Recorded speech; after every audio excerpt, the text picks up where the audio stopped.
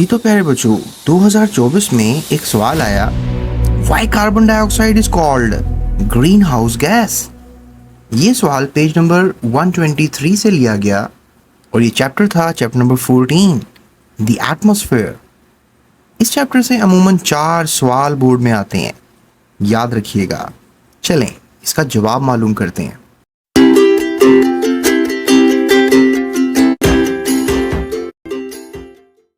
आखिर carbon dioxide को ही green house क्यों कहा जाता है? देखिए प्यारे बच्चों, पहले छोटी सी स्टोरी समझ लें कि जो कार्बन डाइऑक्साइड है एक खतरनाक गैस नहीं है, जहरीली गैस नहीं है, पॉइजनस गैस नहीं है, लेकिन फिर भी इसकी बढ़ोतरी यानी अगर बढ़ती रहेगी तो ये किसी हद तक खतरनाक हो सकती है। हाँ, ये बढ़ क्यों रही है? फॉसिल फ्यूल्स क्या होते हैं? जो आप गैस जलाते हैं, लकड़ी जलाते हैं या कुछ भी ऐसा ईंधन ज़मीन से निकाल कर जलाते हैं, उससे क्या होता है, इस गैस की एटमॉस्फेयर में इजाफा हो जाता है। इसको आप ह्यूमन एक्टिविटीज़ कहेंगे, क्योंकि ह्यूमन एक्टिविटीज़ ही इसको अलार्मिंग सिचुएशन तक बढ़ा रही हैं। अभी आप सुनते होंगे कि ग्लोबल वार्मिंग हो रही है, बर्फ़ पिघल रही है, ग्लेशियर्स पिघल रहे हैं, सैलाब आ रहे हैं। क्यों?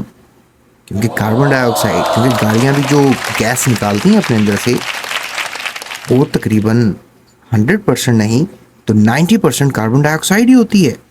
कार्बन डाइऑक्साइड जो है वो एटमॉस्फेयर में एक ग्लास वॉल की तरह काम करती है और इसको हम कहते हैं ग्रीन हाउस। जैसे फॉर एग्जांपल, अगर हमारे पास सूरज की शुआएं आ रही हैं, टकराने के बाद उनको वापस जाना चाहिए, लेकिन हाँ, ये तो वापस नहीं जाएंगी। क्यों? क्योंकि कार्बन डाइऑक्साइड इनको जाने नहीं देगी, क्योंकि ये ग्लास वॉल का काम करेगी। ये कुछ ऐसा ही है जैसे पिंग पोंग बॉल यहाँ से एंटर करे और फिर टकराती रहे वॉल के साथ। ये देखें, सन की लाइट आई और कार्बन डाइऑक्साइड की मिकदार बढ़ चुकी थी, जिस वजह से ये टकरा के अब वापस आ रही है। और हाँ, क्योंकि वापस आ रही है, ये जो एनर्जी है, सनलाइट है, अब ये इस एरिया का टेम्परेचर बढ़ा देगी और जिस वजह से इस एरिया में हीट ज़्यादा पैदा होने लग जाएगी। और हाँ, इसी को कहते हैं ग्रीन हाउस इफ़ेक्ट। और इस वजह से ही कार्बन डाइऑक्साइड जो है वो डेंजरस साबित हो रही है, ग्रीन हाउस इफ़ेक्ट कर रही है।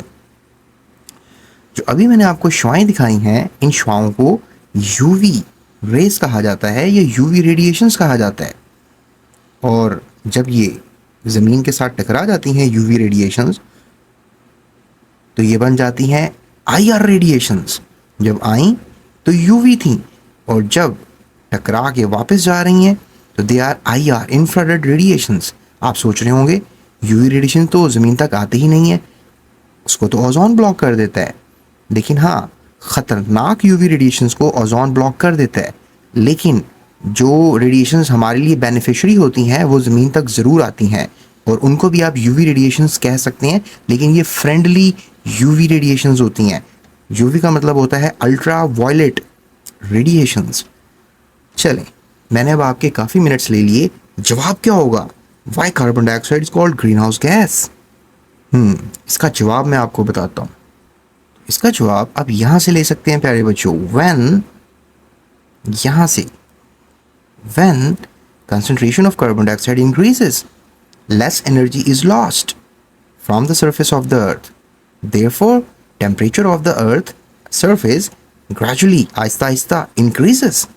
This is called greenhouse effect, and that is why carbon dioxide is responsible for this, and that is why it is called greenhouse gas. एक ऐड कर लीजिएगा फिक्रा यहाँ पे, ये होगा इसका जवाब। एंड आई होप कि आप इसका जवाब लिख पाएंगे। सो चलते हैं अगले आंसर की तरफ। ये कुछ आंसर डिफ़िकल्ट था, लेकिन मैंने आपको समझाने की भरपूर कोशिश की। अगर आपको समझ में आ गई, subscribe. Thank you for watching. GS Academy.